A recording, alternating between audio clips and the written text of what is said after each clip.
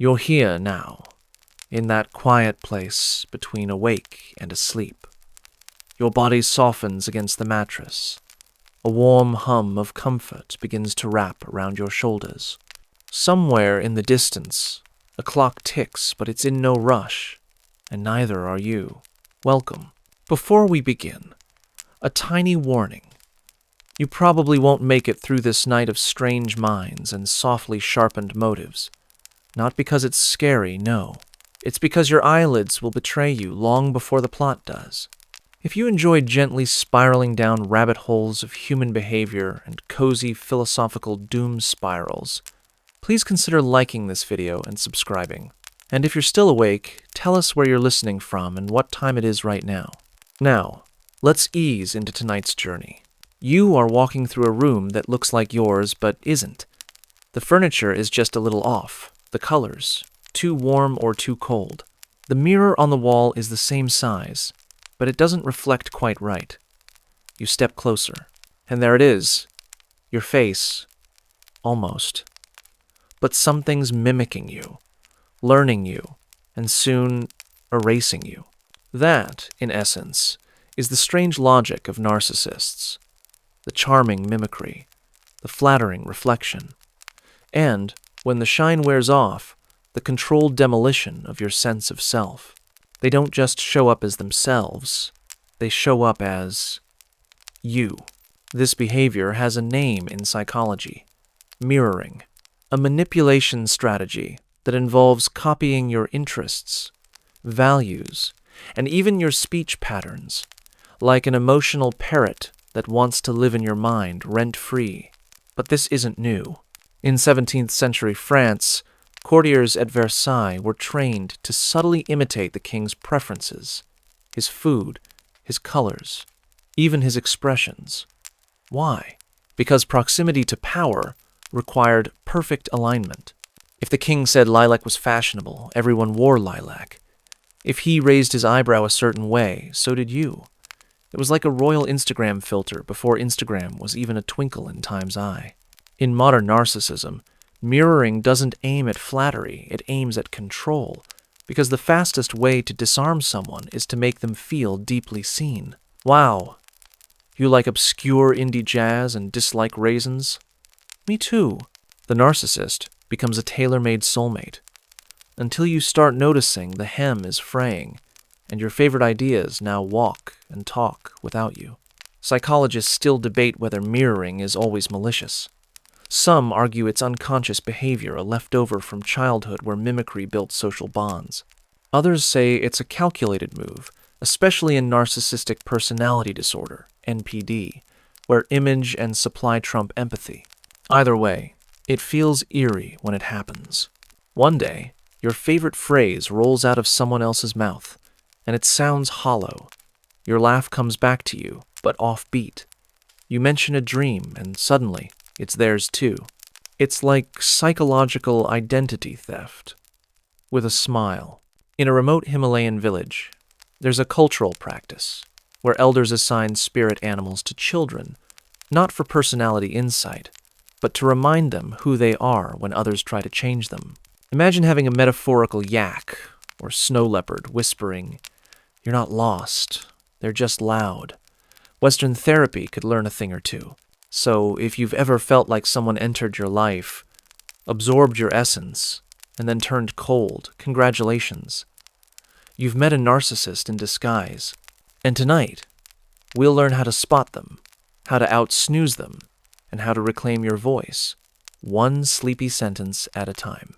But for now, you let the memory drift, the odd mirror, the echoed phrases, the quiet vanishing of your identity. You're safe here. The room folds around you like velvet. You sigh, and the whispering stops. You wake up, or maybe you never fully slept and the air feels heavier now. Not in a bad way, just thick with insight, like someone cracked open a dusty psychology book at the foot of your bed and let the theories crawl out. You stretch in that lazy way you do when your mind wants to wander but your body doesn't. And then it comes back to you. The mimic. The mirror. The person who wasn't a person, just a collection of pieces stolen from your emotional closet. Let's go deeper. Narcissists don't just mimic to flatter. They mimic to infiltrate. Think of it like a software update you didn't authorize. One day, you're you. The next, you're glitching, unsure which thoughts are yours and which were implanted by their oh-so-understanding smile. There's a term for this stage. Idealization. At first, the narcissist sees you as perfect. You're everything they've ever wanted, a walking Pinterest board of desires. And they let you know it lavishly. Constant texts, deep eye contact, shared playlists. Maybe even a poem or two that seems a little too algorithmically perfect. But it's not real love. It's narcissistic supply. They're not bonding with you. They're bonding with what you represent. Admiration, validation, status, usefulness. This is where the classic love bombing enters. You're drenched in compliments, smothered in attention. It feels like destiny wrapped in dopamine, but be careful. What feels like a romantic firework might actually be a flare gun, one that signals, I've found my next identity upgrade. Historians tell us Cleopatra used a similar tactic, not for romantic manipulation, but to maintain power. She'd learn languages, adopt local customs, and align herself with gods her suitors believed in. Smart, effective, and chillingly strategic. Historians still argue whether she was sincere or just 3 chess moves ahead. Back in your world, the love bombing fades, slowly, like a sun setting behind fog. You bring up something important, your boundaries, your goals, and suddenly, their face tightens. Their praise turns thin. And that's when the second phase begins. Devaluation. They start chipping away. Little critiques hidden in jokes. You're too sensitive. You used to be more fun. It's just a joke. But you remember those jokes. They were your jokes before they twisted them. In some Inuit tribes, there's an old tradition where community members rotate sleeping near the fire, so no one gets too cold or too powerful. Emotional balance, they say, keeps the tribe alive. Imagine if narcissists took turns being empathetic, but alas, now, you're walking around confused. They still mirror you, but now it's a mockery. Your quirks become their punchlines. Your passions become obsessions. Your stories are told with eye rolls and caveats. And still, you stay. Because leaving would mean losing the version of them that never existed. The one who knew all your favorite things. Who danced like you, spoke like you, dreamed like you. That ghost version of you, animated by someone else. But this is your journey now. You're the storyteller here. And even in sleep, you are reclaiming your script. You shift beneath your blanket. The air grows quieter. In your mind, you place a hand on the mirror, and this time, you step away. You do not disappear. You remain. And the mimic, finally, has no reflection left to steal. You lie there, warm and still, listening to the hush between thoughts. The mimic is gone for now, but the echo remains. Not in the room, in you. It's the strange ache of being copied, hollowed out, and misunderstood all at once, like someone borrowed your favorite book and returned it with all the best pages ripped out. But tonight, we're pulling those pages back together quietly, slowly, sleepily. Let's talk about why narcissists copy you in the first place. At its core, narcissism is about identity fragility. A narcissist doesn't have a solid sense of self. They're like a chameleon with commitment issues, constantly shifting colors not to survive, but to be admired. They build themselves out of scraps. And if you shine, oh, they'll borrow your glow like a solar-powered lamp. You feel flattered at first, but it drains. In psychology, this is sometimes called introjective identification, when someone unconsciously steals traits from another to stabilize their own sense of self. It's not just mimicry, it's assimilation. You become their emotional scaffolding. In ancient Egypt, priests wore masks of gods not only to imitate them, but to temporarily become them. It was sacred identity theft. But there, it was temporary. In narcissism, the mask gets glued on, and you're the one providing the shape. But here's the cruel twist. Once they've absorbed your best traits, they begin to resent you for having them. That's right. The very things they admired become weapons of comparison. Why do people like you so easily? How come you're always so calm? They copy you, then criticize you for the original. It's like a cover band heckling the real artist. At this point, the narcissist is caught in a silent war between needing you and needing to defeat you. So they start picking at you, subtle insults, weirdly timed sarcasm, backhanded compliments. You're so brave for wearing that. I wish I could just not care like you do. Remember earlier when we walked past the mirror? Now it's cracked. Not from you, from them. Because they can't hold the image anymore. It's slipping. Historians still argue whether Julius Caesar saw betrayal coming from Brutus or whether he truly thought their friendship was real.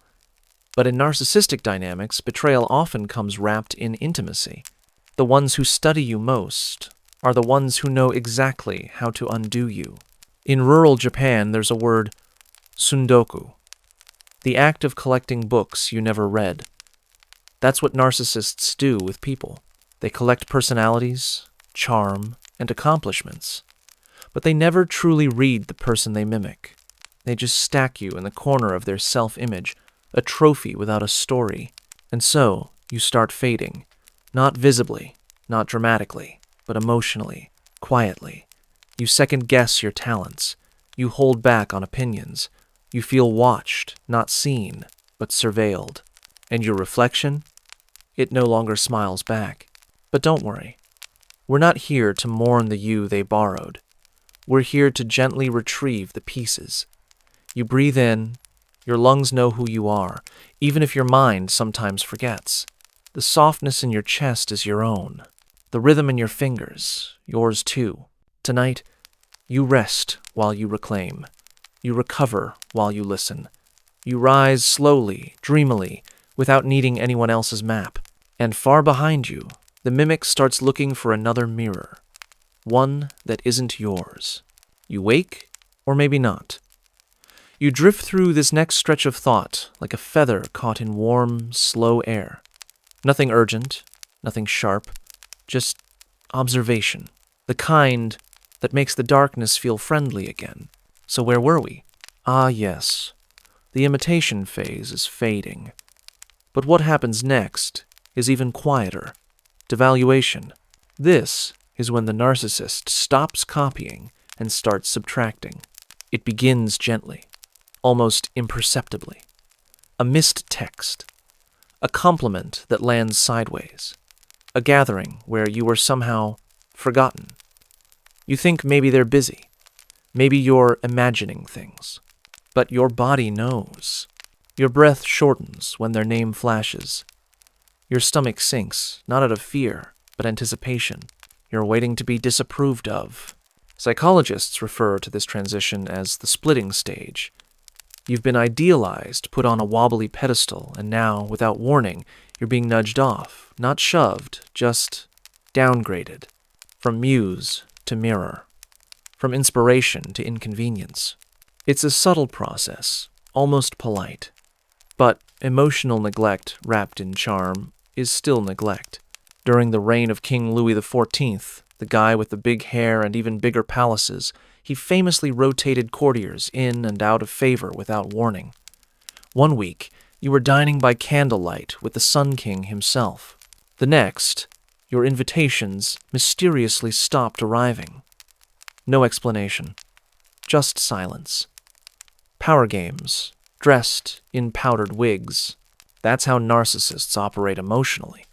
They invite you into their glow, and then, when your light becomes inconvenient, they dim it. But here's the twist.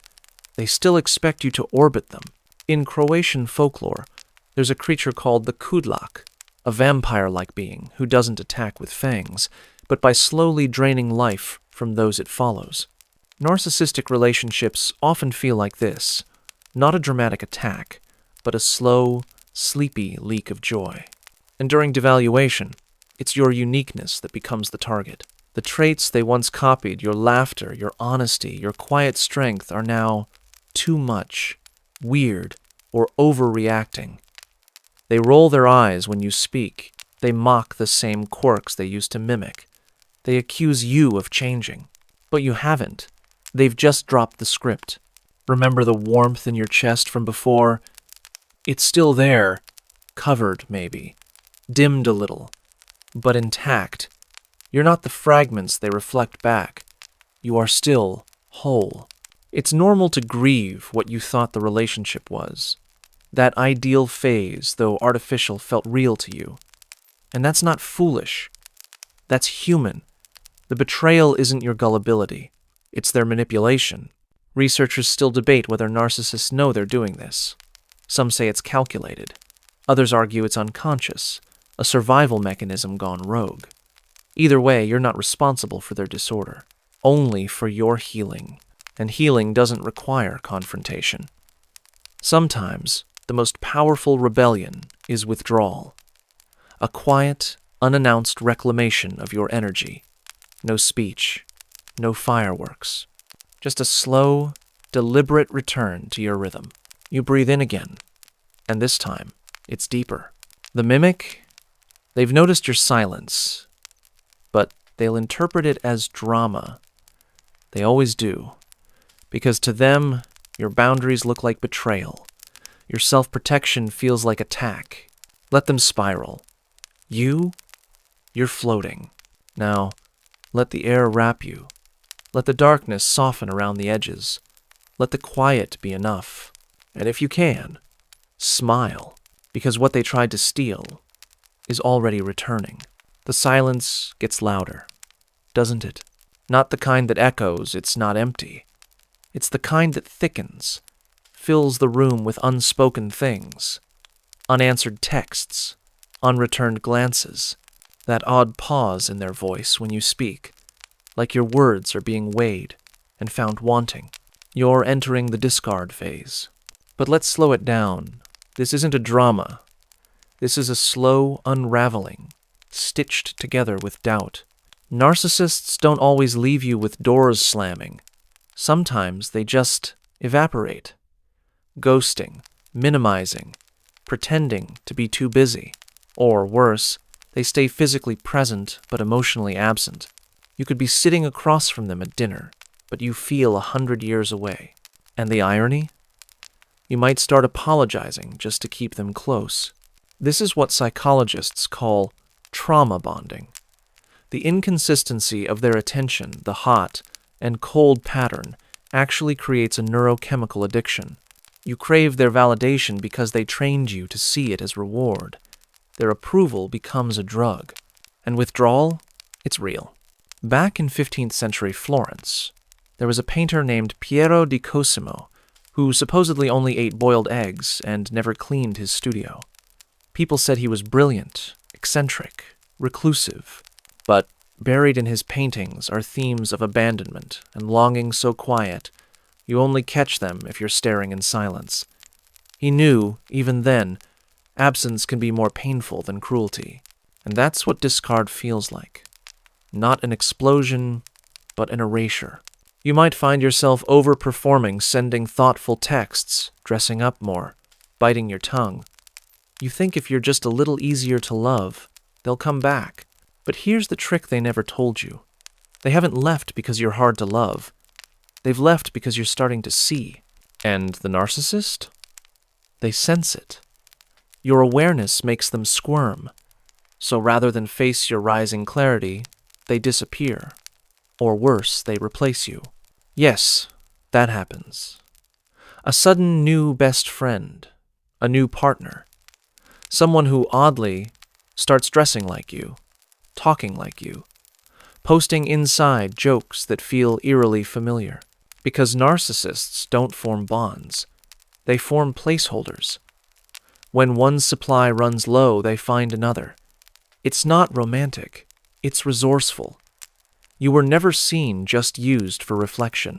In certain Aboriginal Australian stories, there's a spirit known as the Namargon, or Lightning Man.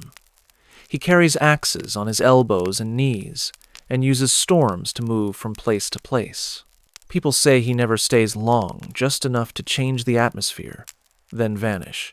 That's how narcissists operate.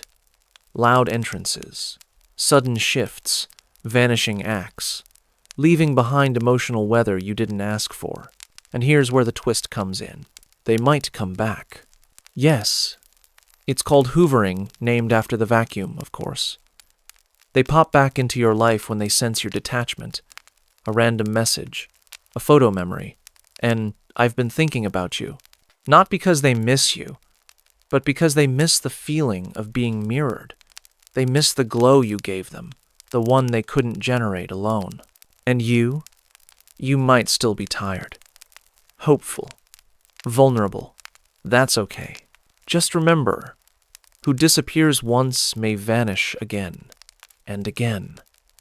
Until your heart learns the pattern is not about you, it's about them.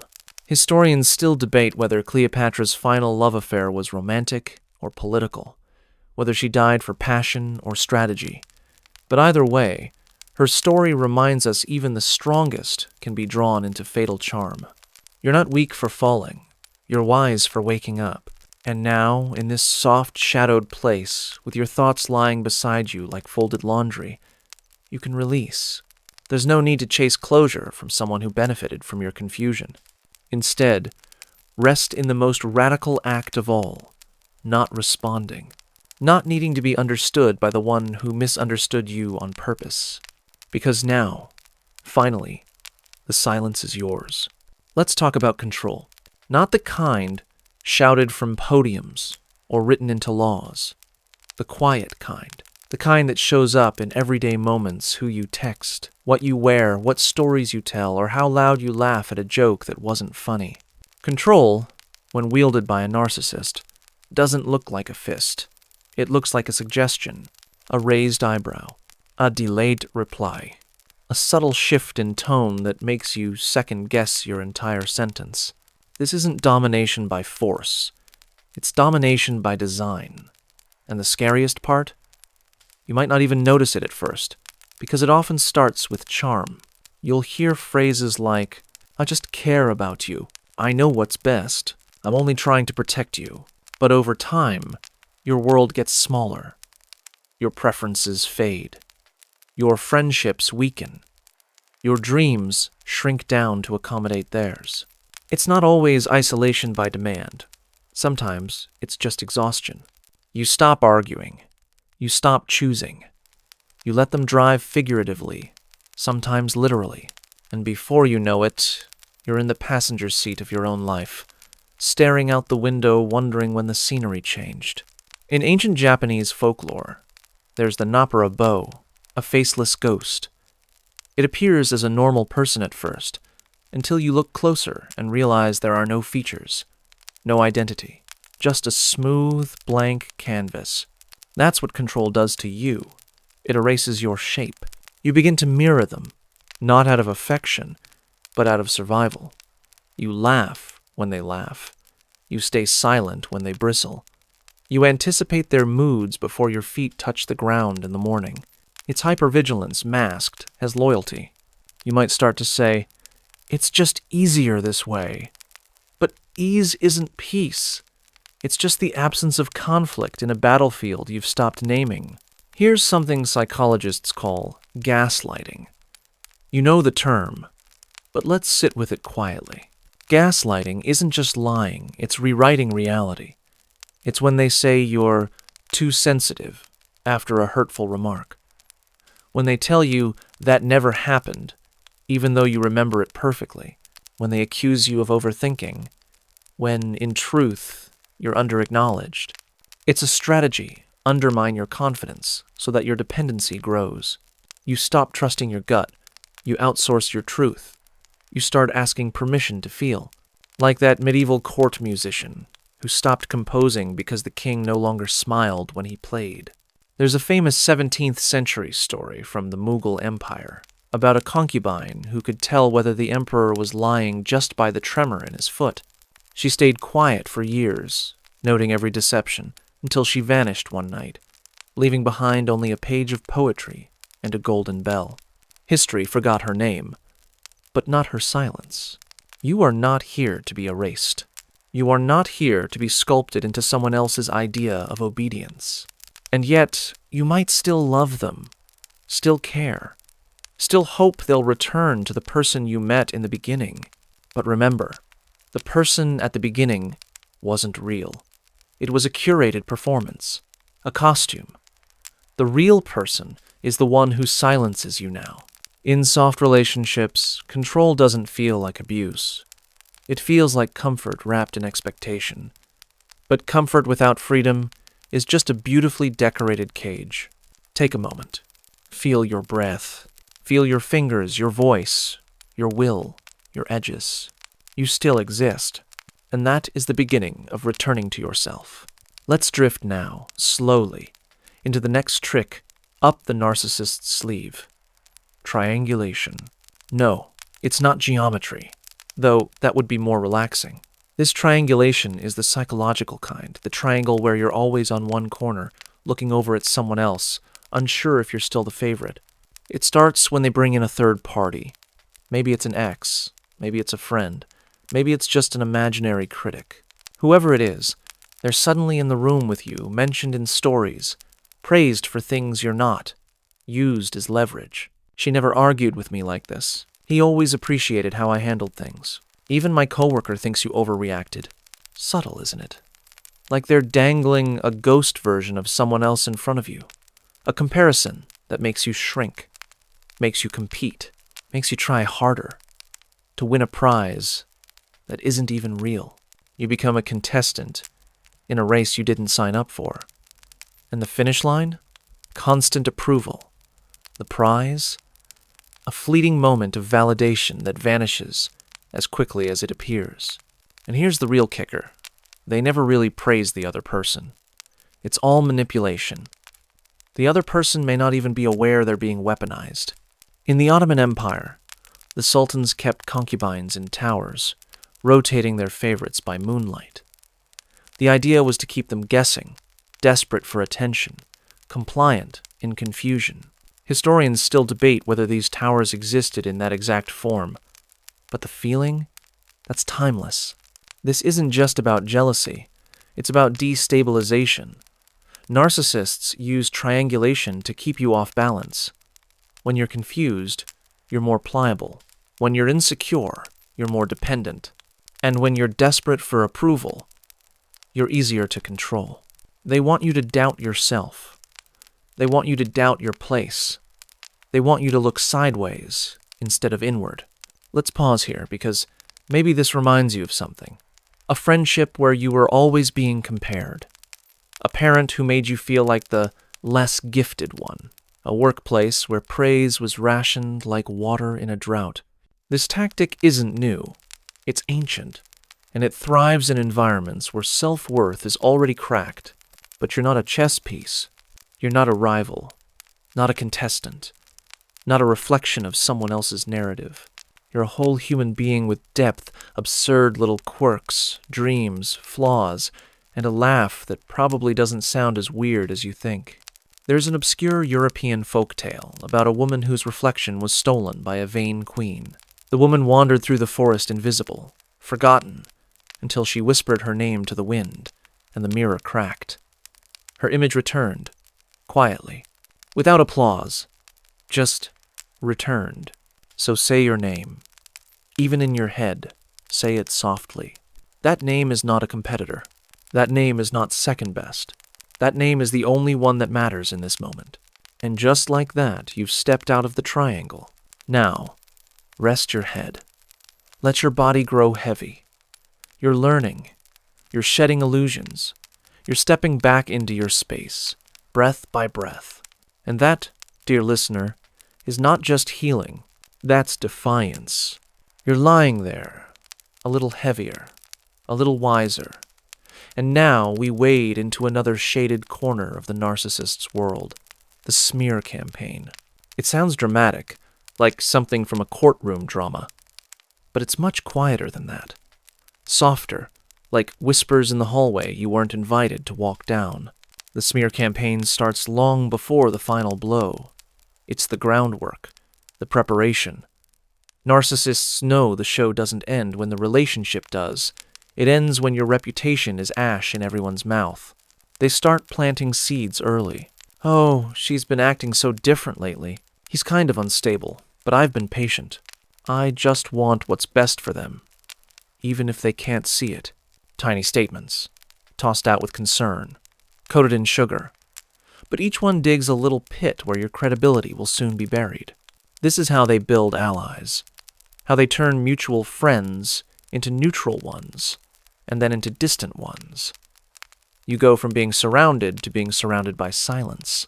The smear campaign works best when you're most vulnerable, when you've just been discarded, when you're confused, when you cry or lash out or desperately try to explain your side.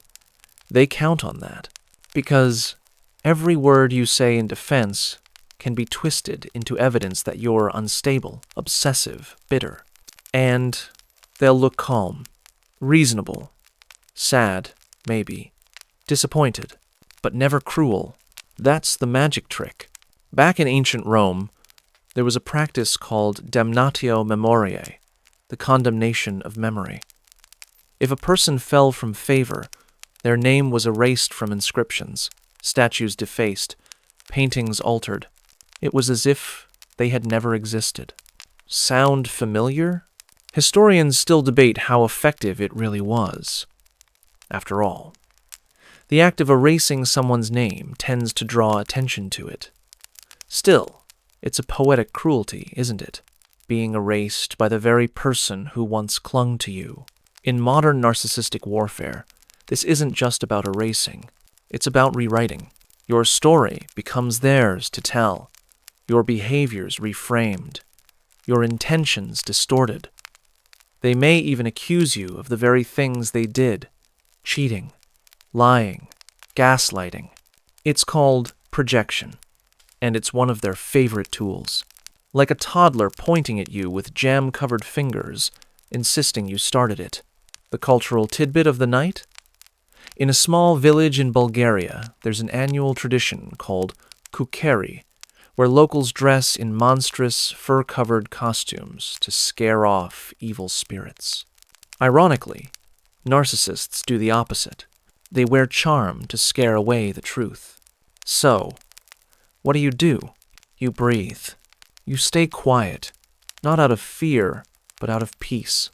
You document, not to fight, but to remember. And you keep moving forward, one invisible, undeniable truth at a time. Because the people who matter, the ones who truly see you, they won't need the narcissist script to know who you are.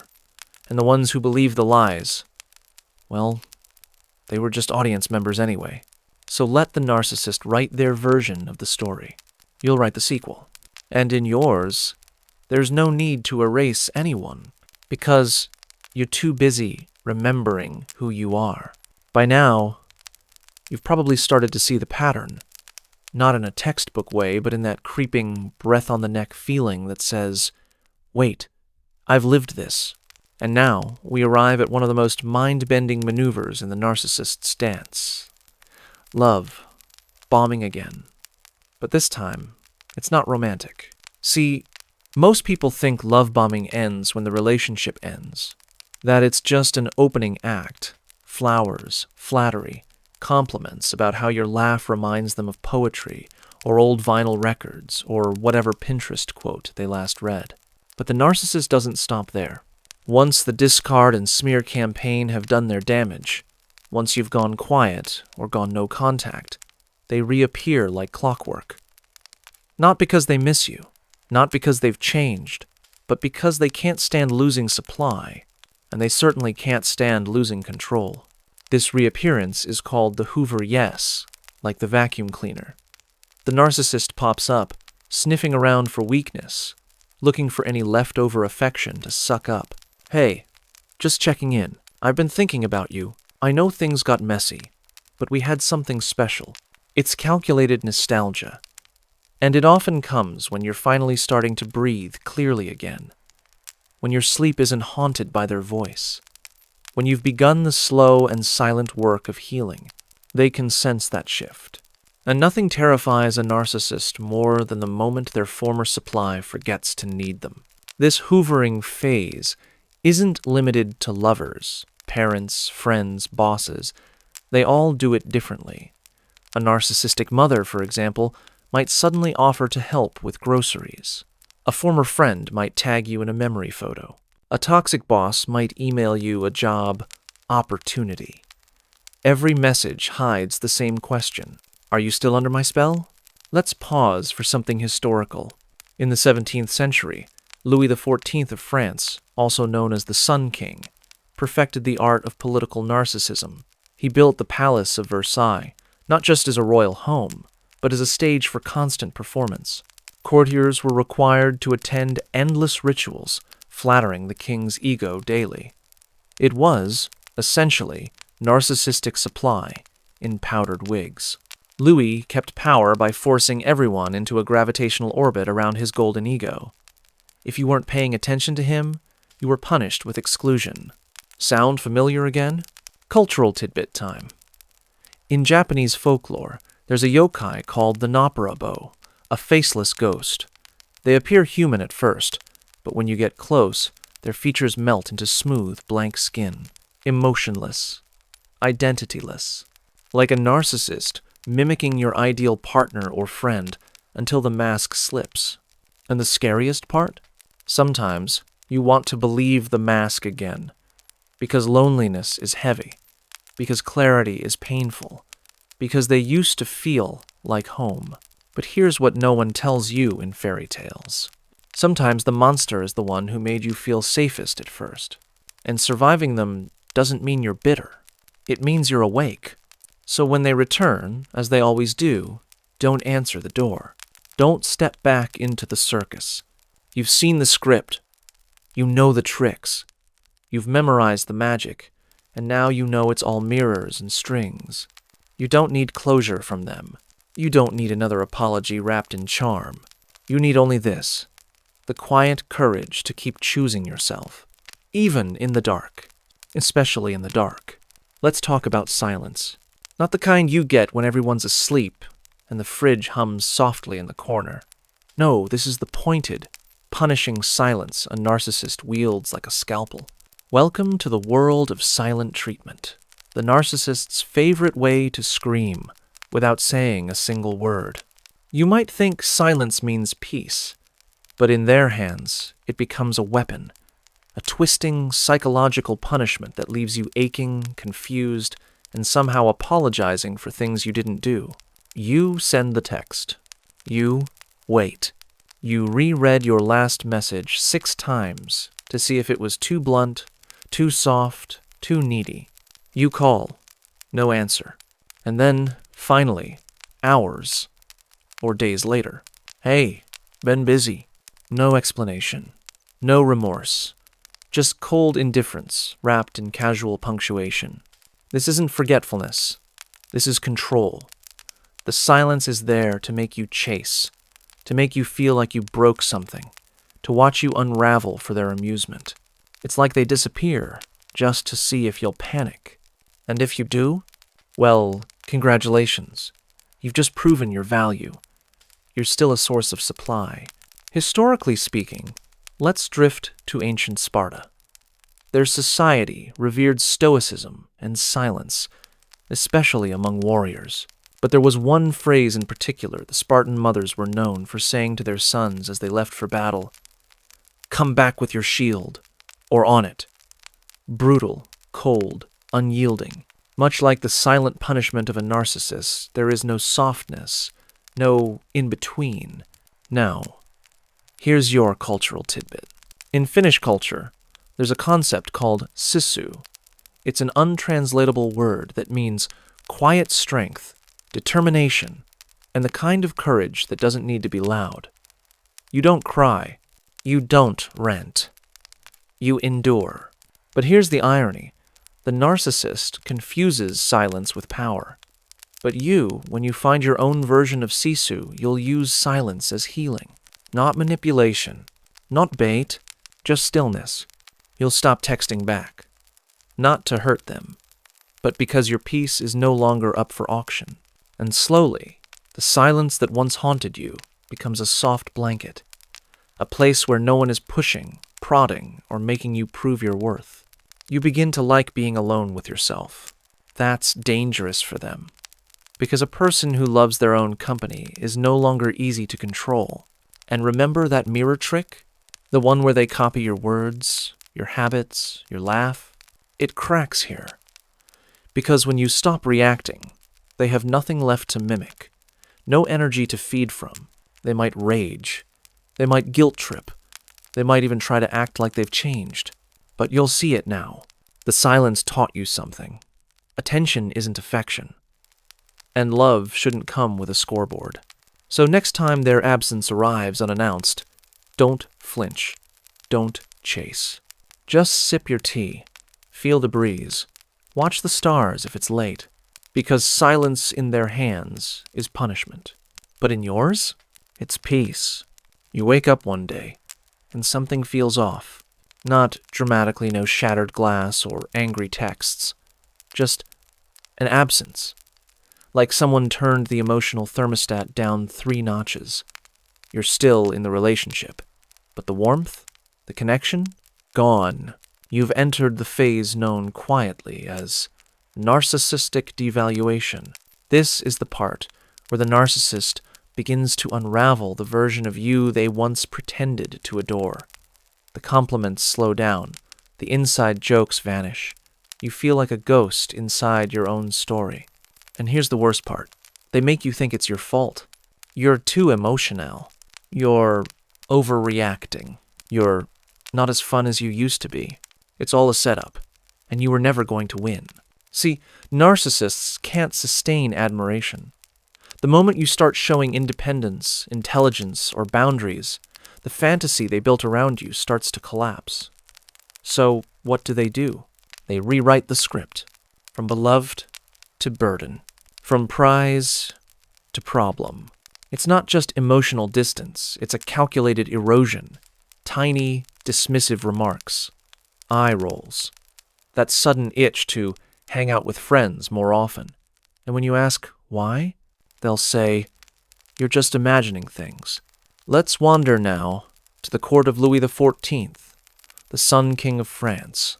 Surrounded by opulence and mirrors, quite literally his palace had 357 of them, he demanded constant attention. Anyone in his orbit had to flatter, entertain, and never, ever bore him. But the moment someone did, they were out. No explanation, just silence and exile. It wasn't personal, it was political. Louis didn't value people. He valued control. The moment you couldn't keep up, you were forgotten. Sound familiar? Here's a strange cultural tidbit. In Japanese folklore, there's a yokai, spirit, called nurikabe, an invisible wall that appears in front of travelers, stopping them from moving forward. No matter what they do, they can't get past it. That's what devaluation feels like. You keep trying to reach them, to fix things, to make it how it was, but something keeps stopping you. An invisible wall of cold glances, sarcasm, and "I'm fine." And still, part of you believes it's fixable, that if you just try harder, love better, stay quieter, it'll go back to how it was. But here's the truth. It was never real. The love you're mourning, it was manufactured to hook you. And the person you're grieving, they only existed in the mirror of your affection. Historians still debate whether Queen Cleopatra's romantic relationships were truly about love or strategic seduction. Some say she adored deeply. Others argue she was simply a master of image, using affection as currency. Either way, perception became power, much like the Narcissist's game. Love is strategy, not sentiment. So what do? You don't beg. You observe.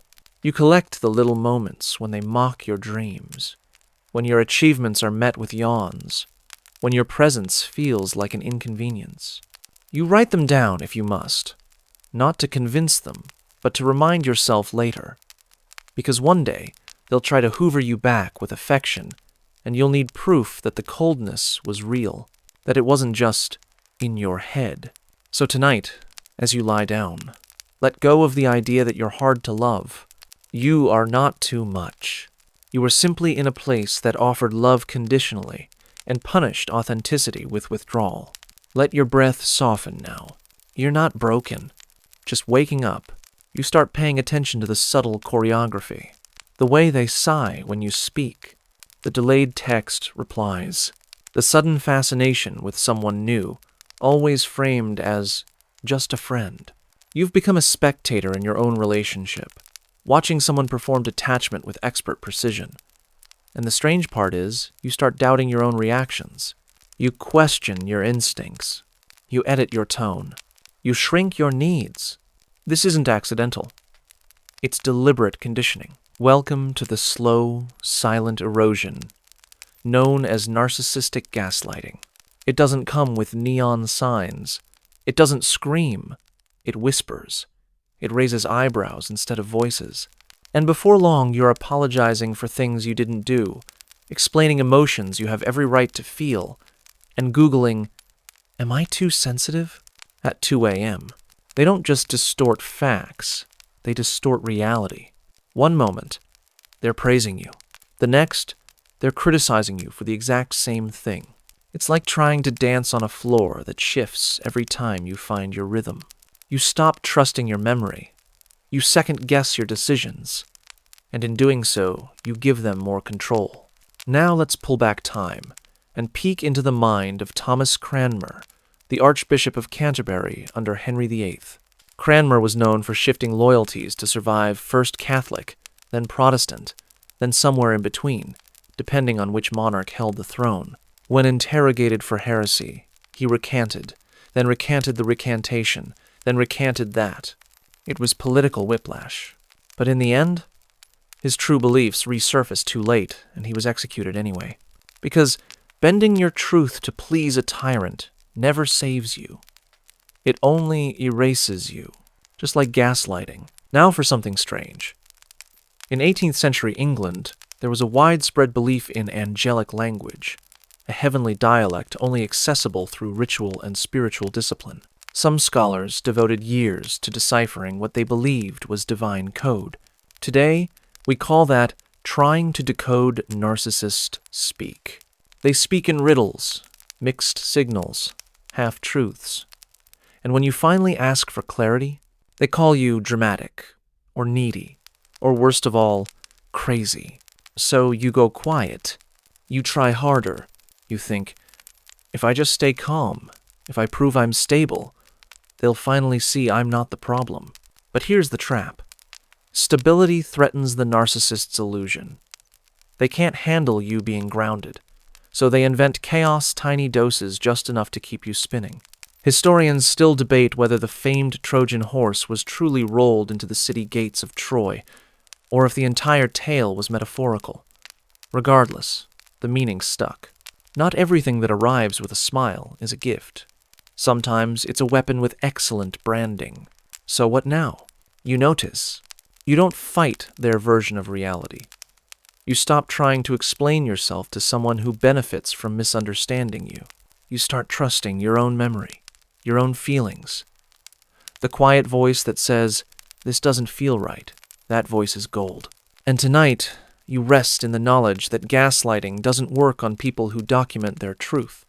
Whisper it to yourself if you must. I remember, because remembering is rebellion. And clarity? That's freedom's first draft. You start watching how they treat others. It's subtle at first. The little smirks when someone else gets praise. The silent pleasure they take in gossip. The casual put-downs disguised as jokes. You notice how they talk about their exes all crazy or toxic. Not one left peacefully. Not one escaped the villain edit. And here's the trick. You're meant to believe you're the exception. The special one. The one who gets them until the day you don't. That's the cycle. idealize, devalue, discard. You are the masterpiece, the obsession, the missing piece. Until you're the problem, the burden, the inconvenience. There's no middle ground. This is narcissistic splitting, the black and white lens that paints people as all good or all bad. It's not personal, it's their worldview. But when you're caught in it, it feels very personal. Take Caligula, the Roman emperor, known for both grandeur and cruelty. One day he'd shower you with riches, the next he might feed you to lions literally. He once declared war on the sea. Yes, the sea, and made his soldiers stab the waves. It sounds absurd, but the logic isn't far from narcissistic rage. When reality won't bend to their fantasy, they rage at it anyway. Historians still debate whether Caligula's madness was genuine, exaggerated by his enemies, or simply a performance. But when power meets delusion, the result is always destruction. And you're the collateral damage in their emotional empire. But here's a strange cultural tidbit. In ancient Japan, there were professional mourners, people hired to cry loudly at funerals. Not because they knew the deceased, but to make the ceremony feel more meaningful. That's what being with a narcissist feels like sometimes. You're performing emotion, exaggerating devotion, playing your part in their script whether you believe in the scene or not. And if you stop clapping, you're cast out. They don't want real, they want responsive. But slowly, you begin to withdraw. You stop over-explaining. You let their accusations hang unanswered. And that silence, it terrifies them, because silence says, I'm no longer playing. You're no longer the reflection they need to feel whole. You're your own mirror now, polishing itself. And here's the twist. They will come back. They always come back. But the version of you they left behind, that version doesn't answer the door. The silence stretches. They send messages at odd hours. A meme. A thinking of you. A quote that sounds suspiciously like your last conversation. It's not apology, it's bait. Because in their mind, you are still a character they wrote, and characters don't walk off stage mid-performance. They're supposed to stick to the script, to be predictable, recyclable. But you aren't that anymore, and it confuses them. You begin to notice how often narcissists recycle their behavior, like reruns of a show that never got new writers. The charm offensive, the sudden vulnerability, the tragic sob story that hits just hard enough to make you reconsider. It's their version of a reboot. But here's what they never expect. That you've started collecting your own evidence. Not the kind in texts or screenshots, but the kind stored in body memory. The tightening in your chest when you read their name. The pit in your stomach when they laugh too softly. The cold sweat of almost forgotten manipulation. You start connecting dots between their inconsistencies and your insomnia. And as you sit in this quiet, you realize your nervous system is finally learning to trust you again. This isn't just psychological recovery. It's biological reprogramming. You're teaching your brain that peace doesn't mean punishment is coming, that love doesn't have to feel like eggshells, and that takes time. In ancient Egypt, time was personified as a god named He, often depicted as a frog on a lotus flower, holding the symbol for infinity. Why a frog? Because frogs appeared every year after the Nile flooded an unpredictable disaster that brought both destruction and fertile soil. Healing after narcissistic abuse feels the same. Messy, slow, and strangely fertile. Historians still debate whether survivors of such dynasties, both political and emotional, ever truly recover. Some say the scars fade. Others say they just become part of your architecture. Maybe both are true. But this much is clear. The person you're becoming doesn't need applause, validation, or 3 a.m. texts from someone who never knew how to love you in daylight. You've built something they can't touch. Inner quiet. It doesn't show up in photos. It's not a glow-up for Instagram, but it's steady. And they hate that. Because narcissists don't miss you. They miss the supply. They miss the reflection. the echo, the emotional buffet. But you're done feeding ghosts. You no longer chase closure. That part of you, the version who once needed a detailed explanation, an apology with perfectly aligned remorse, a final scene worthy of emotional cinema, is sleeping now. Not gone. Just resting. Like the parts of the body that stop bleeding after you stop picking at the wound. You begin to understand the quiet victory in not responding. It isn't indifference, it's protection. It's knowing that peace often looks boring to those who live on drama. You declutter your mind like an old attic. Dusty boxes of things they said. Words that didn't make sense at the time, but now sound like carefully crafted delusions. You find your own voice under those piles, and it doesn't whisper anymore. You've reclaimed it in subtle ways. The way you leave messages unread. The way you laugh without explaining yourself. The way you can sit still, no panic in your lungs, even when you remember them. Freedom doesn't always look like fireworks. Sometimes it's just an unclenched jaw, or getting through a whole day without checking who watched your story. You start to notice new people in your life, calmer ones, gentler, people who listen with their whole face, who don't make you earn their softness or interpret their moods like ancient hieroglyphs. And you realize, narcissists taught you the cost of attention, but not its value. You had to walk through their emotional funhouse to see what real love doesn't feel like. In 15th century Japan, there was a practice called kintsugi, repairing broken pottery with gold, making the cracks more visible, not less. The idea wasn't to hide the damage. It was to honor it. That's you now. Historians still debate whether the first pieces of kintsugi were born out of philosophy or practicality. Was it art, or was it just the best they could do with what they had? Maybe that's healing too. You make gold from the fracture. And here's the part that surprises you most. You forgive them, not for them. But so they can't rent space in your nervous system anymore. And then one day, you don't even think of them. Not in anger. Not in sadness. Not even in curiosity. They become unremarkable. And that's the final cut. You've done enough for tonight. Let the soft hush of this moment hold you now. Your breath settles into rhythm, not unlike the slow tide returning to shore. The stories you've unpacked, the mimicry, the masks, the mirrors drift away, not with urgency, but with grace, like shadows pulling back as the sky shifts gently toward dawn. You are not where you started, not in thought, not in heart. You may not notice the changes yet. They don't arrive with fanfare. They arrive in stillness, in the silence between your thoughts, where there used to be noise, in the ease of not having to explain your worth, in the comfort of being unseen, yet deeply known, by yourself. Tonight, the war is over. The gaslights have gone dim. The projections have melted into mist.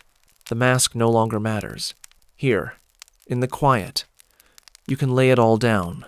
Let your eyes close, not in retreat, but in return, to yourself, to the soft pulse behind your ribs, to the truth that never needed their permission to exist.